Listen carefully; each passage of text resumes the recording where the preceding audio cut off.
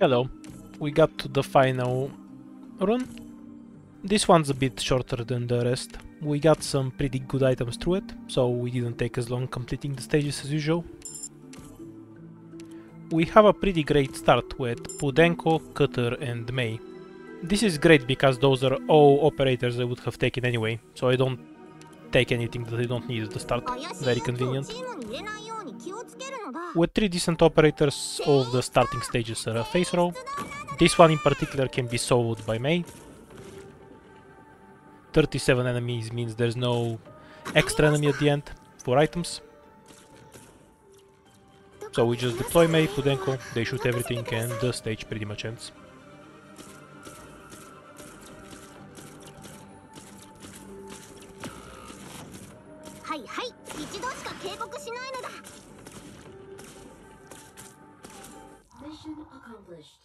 If I used the dice on the last wave, I wouldn't need other operators. May could do it herself. But even if I have nearly infinite dice, there's no need to waste them. I get the Vanguard ticket for Vigna, and I get the stun mine, which is the best equipment to have in IS3 anyway. So pretty much a perfect start. Then we get the Knight, extra deployment slot, and we get the summon for the next few stages, until we kill him off somewhere. Next we get the Symbiosis stage. Because of the position of the Knight, this is an auto win. The Knight can almost solo the stage because he keeps knocking stuff down the hole. There's a chest, so we'll get our other operators to do that, while May takes care of getting enemies. For some reason I thought this was the emergency version of the stage, and I just changed Pudenko to S1, but I don't even end up using it. Because it's the normal version, enemies barely do any damage. So we just beat everything to death, and GG.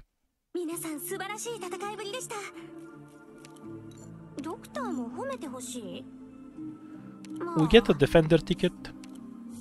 No hope for a 4-star, so we get Spot for some healing if we need it. And then we get the Sniper Squad stage. There's barely any difference between the normal version of this and the emergency. Slugs are just invisible. If you can block them, you can beat the stage. We already have the Knight who almost solos the bottom. And then we just deploy some operators on top. They take care of the stunner and the chest. And that's it for this stage.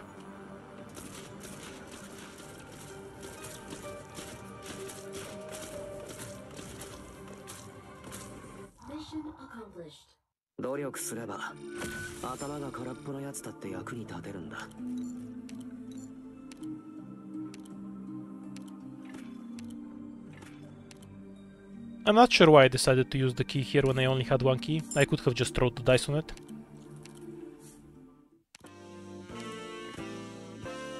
We get a great item that gives us 3 ASPD per 5 ingots.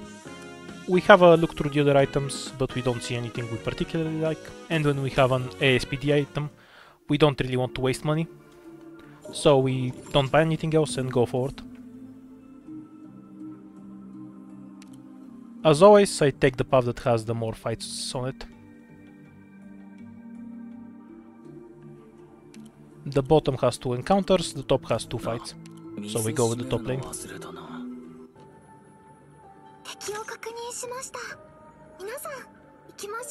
I do this because I want to get as many recruits as possible, to have as many E2 operators as possible.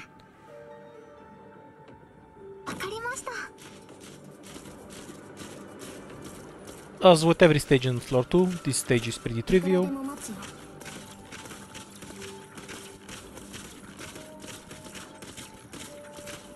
And we clear it without much issue.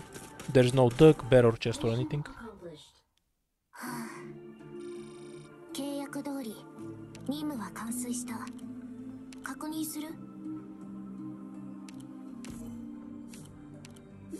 I won't use Steward even if I get him, so we just get a free caster.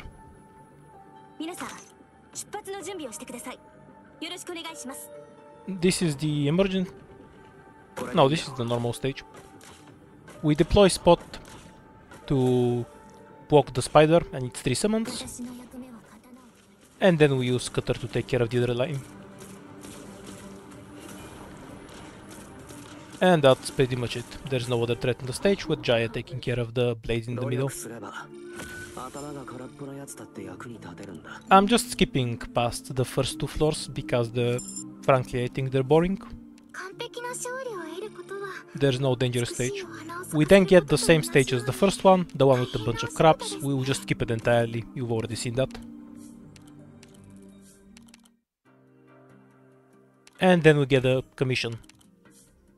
We don't take the top commission because giving enemies extra stats on Ascension 15 is very unwise.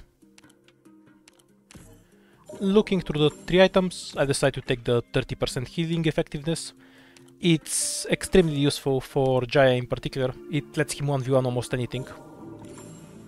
We get a bit of objective shield as well, as our second item. And we get the 15 SP reduction. This isn't a big deal for 4 stars, but if we get a recycle shop we will get rid of it.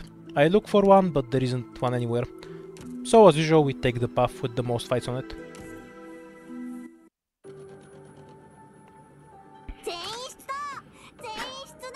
This stage doesn't need the caster, so I can't be bothered to add it in.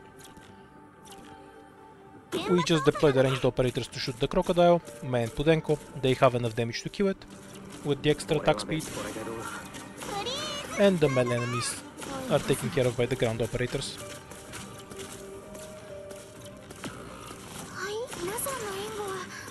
The crocodile lives long enough to start moving, but it doesn't matter. It's killed as soon as it starts to move by Pudenko. The second one has a really long path around, where it goes all the way to where Jaya is. And with 2 stun bombs here, there's not much to fear from it.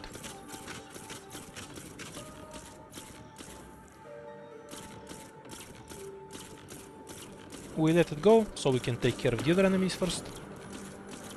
It one-shots Jaya because it has the red buff, of course.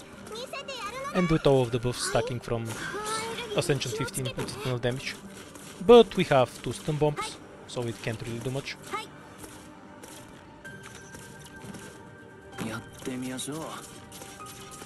We drop one, and then Jaya, so he can make use of the red tile in combination with the crocodile 0 death.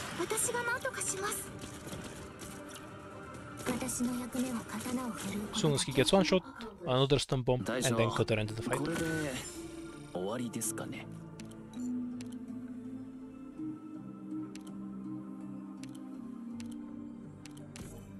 Mei is already E2, so we get Ambrio as well. We go for the fight, of course. This is the fight where a bunch of those dudes with spikes, I have no idea what they were called, the possessed, they run in circles, so if you have any kind of slow you just kill them. We'll have Mei and Pudenko take care of them, and we have a chest which Vigna will take care of. This stage always has 47 enemies, so if you ever see 48 here, it means there's a duck, bear or dog. No, we don't have that kind of luck this time, so we just need to take care of the normal enemies. Even a T1 Jaya can very easily solve all of the spiders, because either he has healing or silence, whichever skill you use, it lets him take care of them very easily.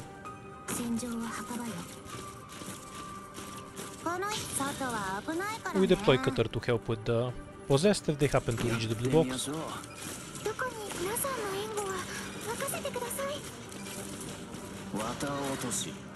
And that's basically the stage clear. Jaya will kill all the spiders, and Mei and Pudenko will take care of the possessed. Ambrio's help isn't needed with the spiders, but there's not much reason to retreat her either. The right side has enough damage already. The final wave of possessed is 2 at once. Pudenko is pretty good against that, since her has to hit both of them. Though with those 2 stun bombs, there's not a chance for them to do anything. If one of them did manage to survive, we just stun them in front of Cutter, and she would kill them.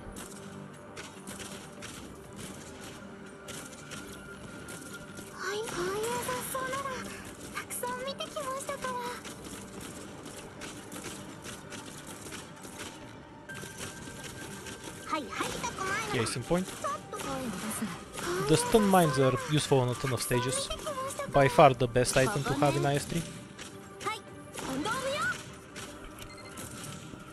And finally the two upgraded Wraiths, they're weak to physical, so Vigna and Umbreon will take them apart.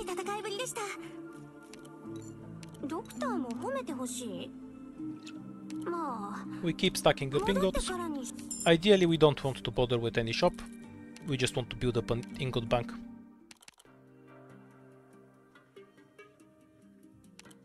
Seven ingots isn't that much, so I went with a random collectible. And I got something better than 7 ingots. And as usual, I don't like encounters in IS3, so I go with another fight. I E2'd Jaya over anything else, because an E2 Jaya is really useful for the floor 3 boss. He can 1v1 the Path Shaper at E2. At Ascension 15 he needs an item or two to help with it, but before that he can 1v1 without any item. This is one of the easier stages on floor 3. I just have a sniper kill the 2 eggs on the right and then spawn kill Bob. The 2 eggs on the back don't move until the end of the stage, so they can be ignored very safely.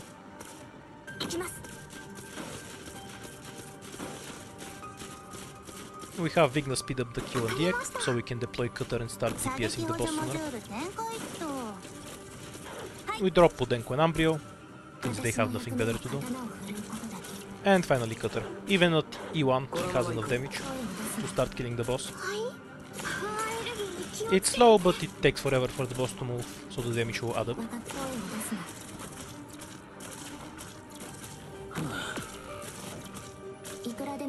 We just throw Jaya to move the boss back a bit, so when he starts moving he takes longer before he hits Cutter. We don't want to use Umbreon's skill because she will just hit the eggs in the back. Not that she's doing that much anyway. It would be better if I had a caster here, but even if we didn't have anything in her SWAT, it wouldn't matter for our purposes. This stage is just easy. Even if Cutter dies and we didn't have the stun bombs, Bob has to keep walking in Mei S2 and Podenko slow, and he'll die before he reaches anything.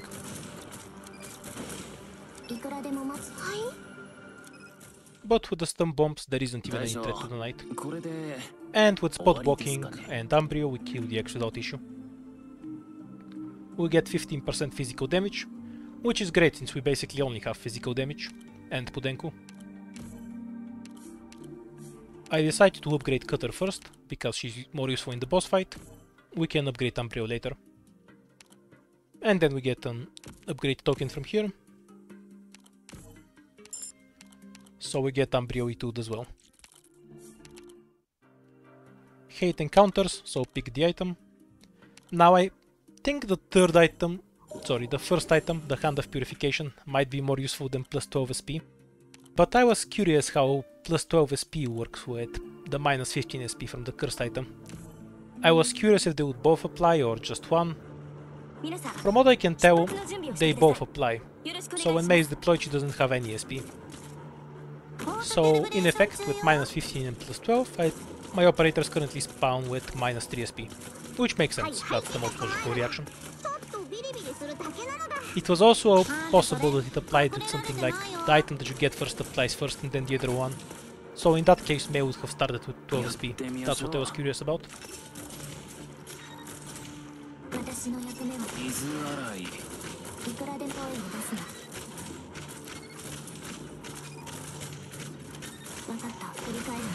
We kind of mess up with the boss skill here.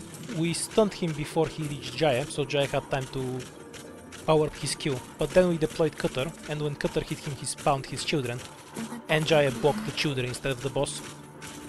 That's a mistake. I should have waited until Jaya blocked the boss before deploying Cutter, so that the boss can't go anywhere. It ended up not being a problem, because Jaya just blocked the boss anyway. But it was an unnecessary play, that it may have caused an annoyance if the boss started moving around. We'll have to deploy Jaya again.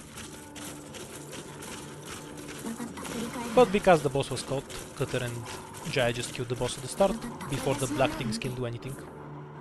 And with this stage is over.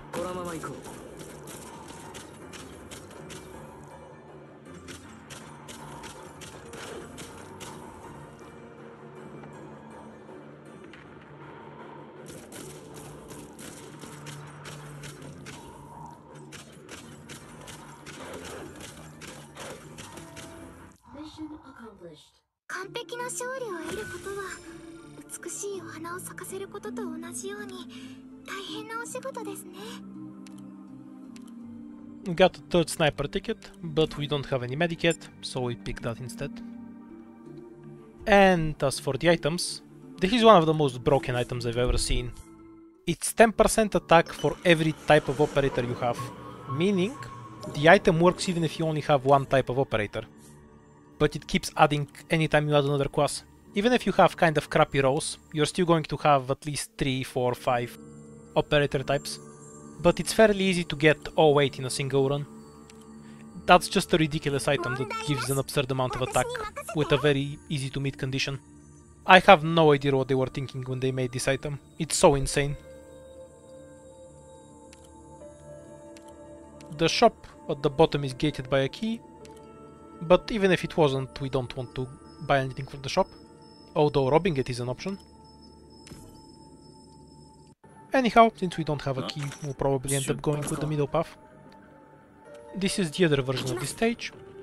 You just need to clear the defense reduction slug as quickly as possible, and then you can deploy all of your stuff safely. And once you have control of the range tiles, the stage is pretty much over. All that's left is to take care of Pompeii. Though if you don't have an operator that can easily 1v1 Pompeii, that's a different matter and this stage remains very dangerous. However, since we have Jaya with a ton of broken items here, that's basically the end of the stage.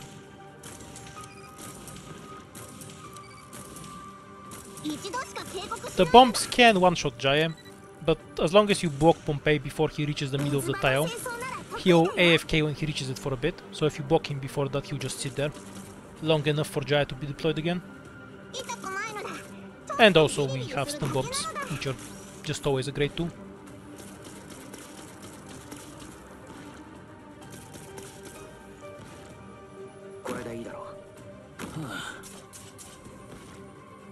I deployed Spot to help heal Jaya, in case it was needed.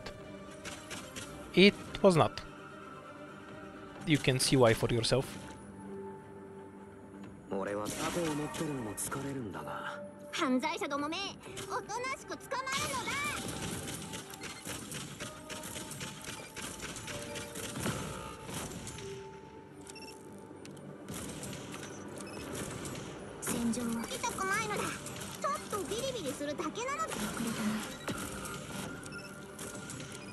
The Pompeii isn't doing any damage there, but spiders keep spawning from below him, so that's why other operators keep dying. And Umbrio finishes him off before her skill ends. Or was it her off? Whatever, it's a slug. And we get a caster, the last class we were missing. I don't really want to take Umbrio out of my squad though, so I'll wait until I have another squad slot.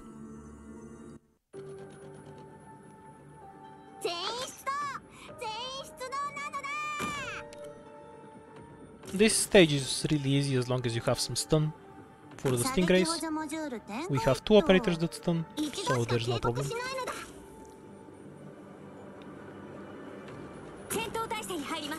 Although it's a good stage to send the knight to the retirement home, because the last 2 spawns are stingrays, so they're easy to ground and then have them kill the knight.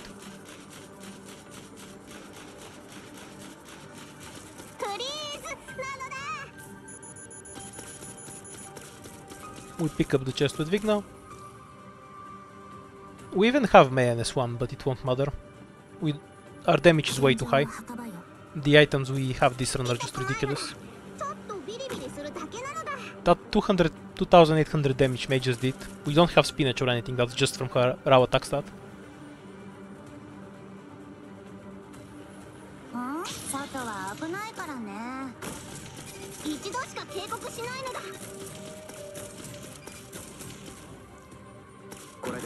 No stuns are even necessary with so much damage.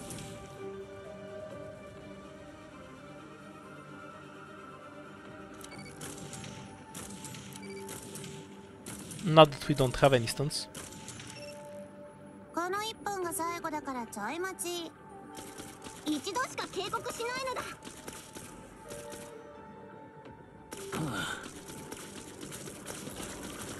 We just throw giant there to tank a few hits until the stingray dies. 戦闘態勢に入ります。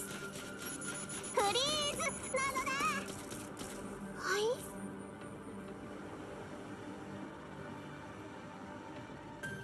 い。 And now we're preparing the night retirement plan. よし、袖をまくって。 We have stun bombs, so we don't even have to rely on Ambryo stun. We ground them both, and then we let them kill the knight.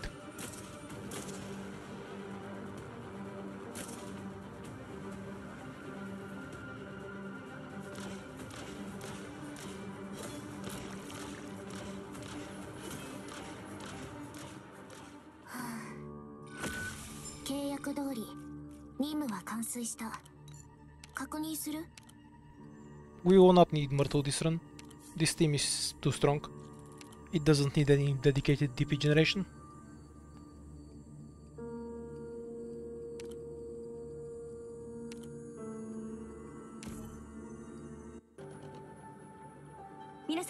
How do you feel about this stage?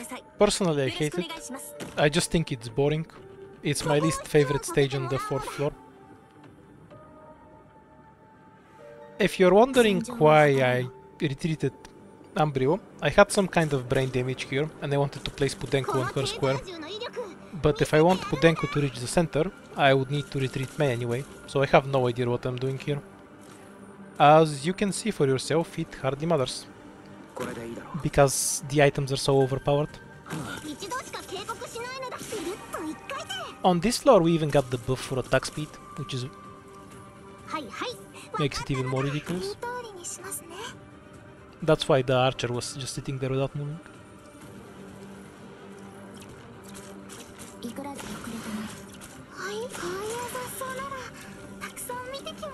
Anyway, this stage is super slow, so even though I was trolling at the start, I can still deploy all of my operators in time before I need to actually fight a strong enemy.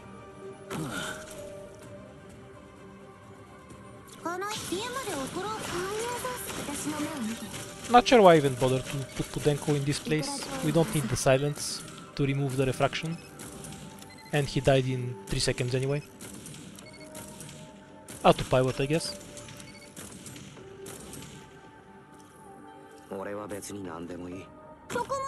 This stage normally has 23 enemies, so 24 means we get a dog, a duck or a bear.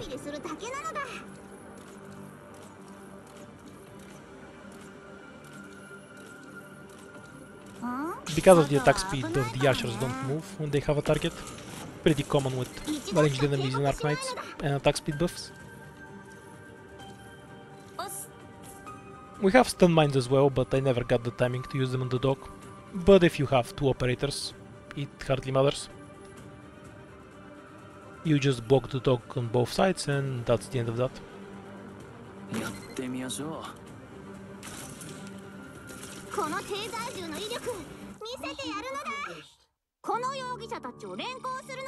We get the life regeneration relic, but we haven't lost any lives just yet. And since we get another supporter, might as well be deep cover, since I won't bother using anyone else. We remove the cursed relic, so now we can use RSP. And we don't care about the defense and rest reduction, so we get 1 squad limit. Now we can add a caster and get the full 80% attack bonus. This item gives you 10 more ASPD and removes 10 ASPD from enemies.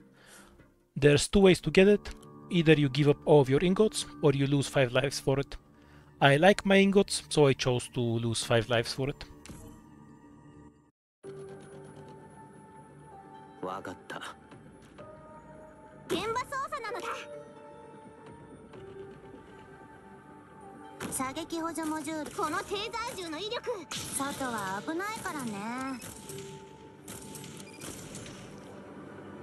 I like this stage. I think it's my favorite stage on the 4th floor. There's a bunch of enemies. You ideally need a mix of physical damage for the light ones and some arts for the heavier ones.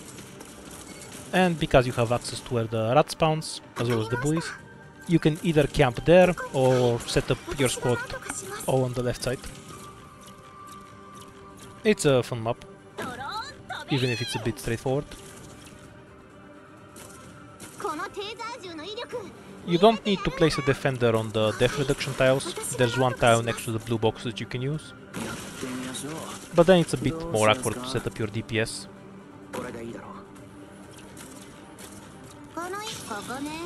On the other hand, if you place a defender on the def tile, all of your DPS can be facing the same location, which makes it easier to deal with the trash.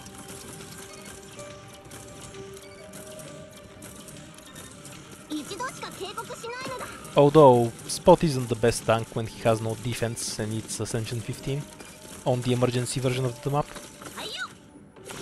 This boss is actually immune to stunning, which is why Click died. I've done this several times, but I keep forgetting the boss is stun immune. Even so, once the shield is down, the boss gets melted with little issue.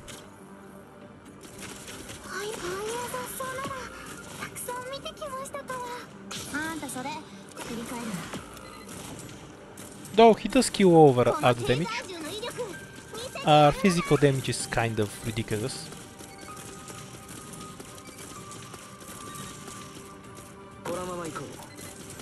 We might find out if Spot can survive a hit from the bully when he's not on a defense reduction tile.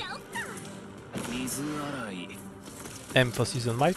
I don't remember if he got hit or not. They're so much slow, it's kind of hard for the bully to reach. Also a stun mine.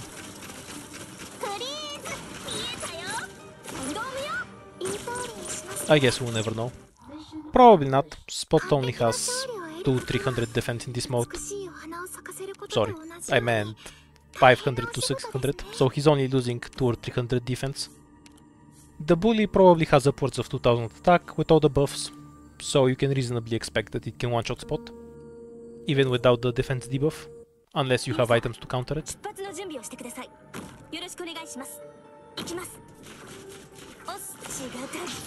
Those poor stingrays are about to have a bad day.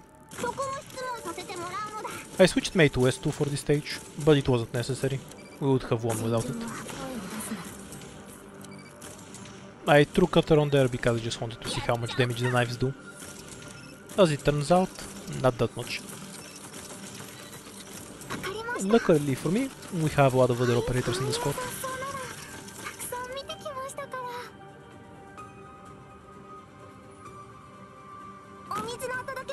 Ambrio basically spawn killed everything, so we have a ton of time to deploy our other operators. And Spot is there just because he's expendable, so he gets shot instead of the more valuable ranged operators.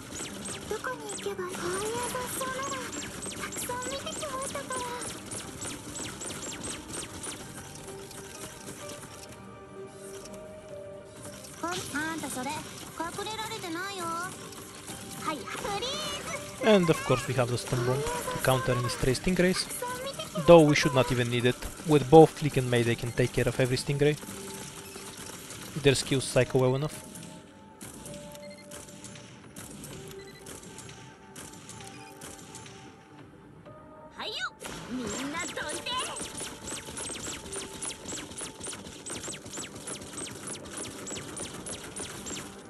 Might as well use the stun bombs since we have them. We need to kill the one in the center a bit faster anyway. And we get another dog. The dog takes a really stupid path on this map that makes it a free kill. It will go in a circle on square tiles where Vigna and Cutter are.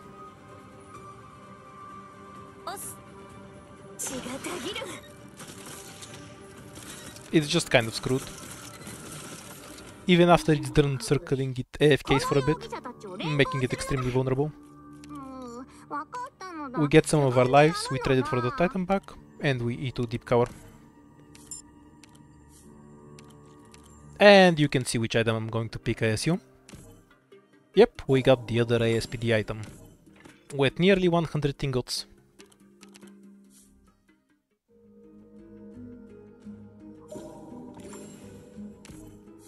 Meaning this run is as good as done. Looking through what stages we have forward, we always want to avoid the emergency in this floor, because it can be something awful that will kill you. So we take the spread, which is a free win, and then we go to the bottom lane. We switch Jaya to S1, just in case. because otherwise I have to manually press put and quest 2. We have May spawn kill everything on the top.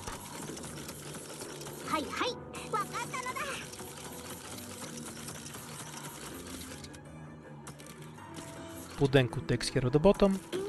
Vigna and Cutter will kill the spreader. His defense is really high, but Vigna's attack is still higher.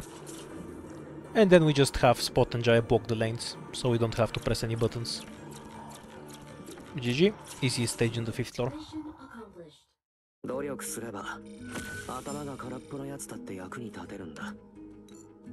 We get a 3rd sniper, since we don't care for Riton.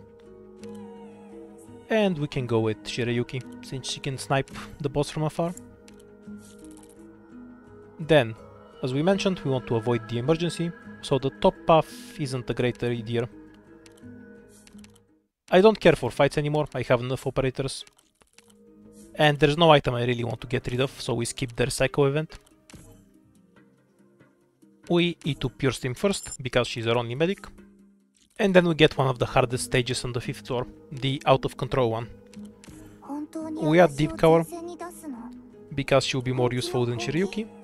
The gimmick of this stage is that you have really limited tiles to work with, because there's a bunch of throwers. The tile where Maze is important to remember, because it's one of the 2 tiles at the start that are free. The other one is the one Umbrio is on. These are the only 2 ranged tiles that cannot be hit by a thrower at the start. They're useful to know, since you can use them to kill a bunch of throwers. Though as you can see, Umbrio will prioritize everything other than the thrower first.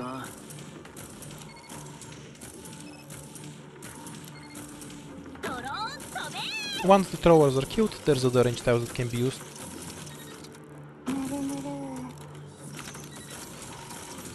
Though of course more throwers will spawn as the stage goes on.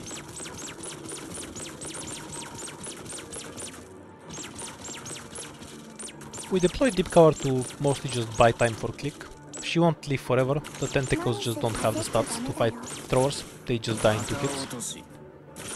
Jaya can take care of the bottom thrower, while the top one kills Deep Cover. This leaves us with Click perfectly safe, on this tile for a while.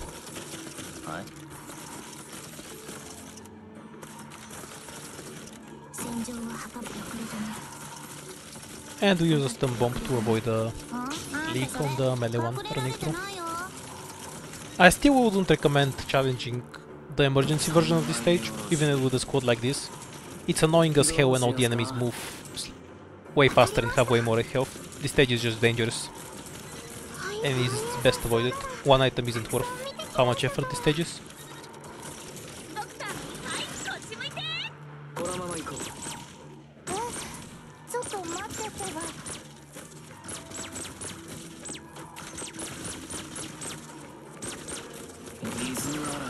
Almost dead, but he gets away.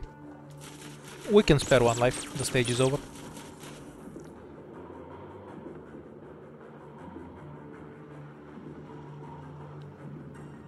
With the hardest stage in IS3 done, all that's left is the boss stage.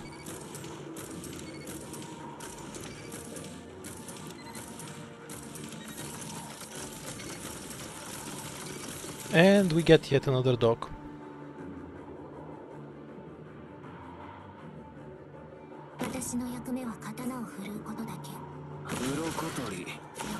With this much attack speed, Click can stun permanently, so the dog has no chance. In return for the 1 life lost, we get 5 ingots, 2 more deployment slots, which makes Deep Cover useful. And we get to upgrade Shirayuki, since I want to use her in the boss fight. We can trade some lives in, but we don't need to trade anything. And finally we get an event. This is similar to the 4 Knights event, where you get a fight, and then you get an item as a reward, but it's a much easier fight. There's also other options that let you clear curses, but we don't need that. This is the entire stage, it's just 3 fireball casters and 3 explosion casters. I'd advise killing the one on the top first, that frees up some range tiles.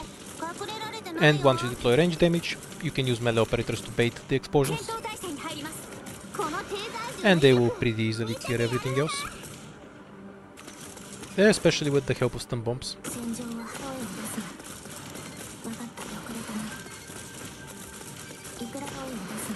GG. We get 3 more lives that we will not need. And we get some random sniper that we will not use because they're E1. Finally, the boss stage. We change Cutter to S2, it's the better skill for the boss. And we remove Spot, because he's not a 4-star. This costs us 10% attack from this item, but we want a 4-star squad.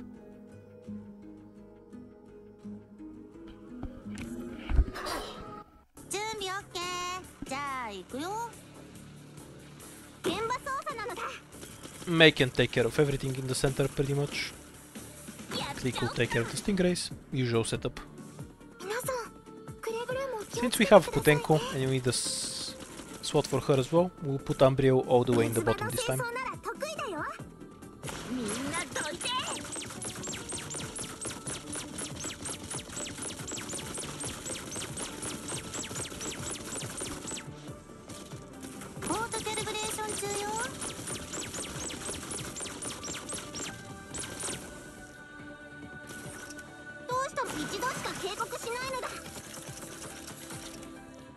Your stream heals for 1700 without any kind of skill, so the normal enemies don't have a chance to kill anything.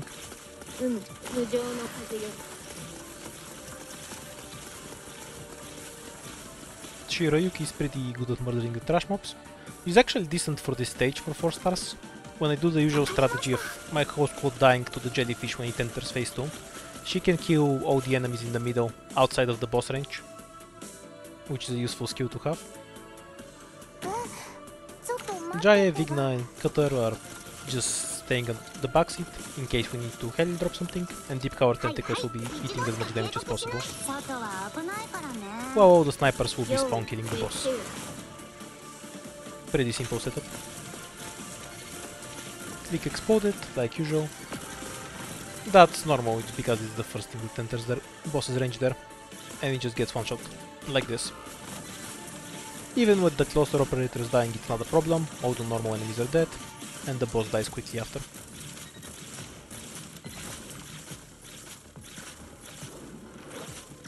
And that just leaves the last wave. We do have enough life to do the leaking strat, but we have so much damage that killing the boss is also an option. We want it immediately, get Jaya to hold it in place, Vigna is there to tank for Click. Jaya and Click shared 2 hits, so Click died instantly.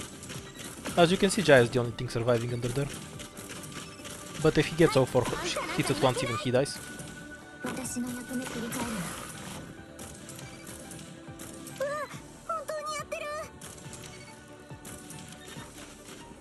This is because the boss works like the WR boss. It has 4 attacks. If it has 4 targets, it will hit all of them. If it only has 1 target, it will hit all 4 attacks. That's why Jaya gets 1 shot once he's alone. Even if I leak every enemy other than the boss, I have enough life to survive this, so there's not much threat anymore. Although, we have Shirayuki, so we're going to leak a lot less than every enemy.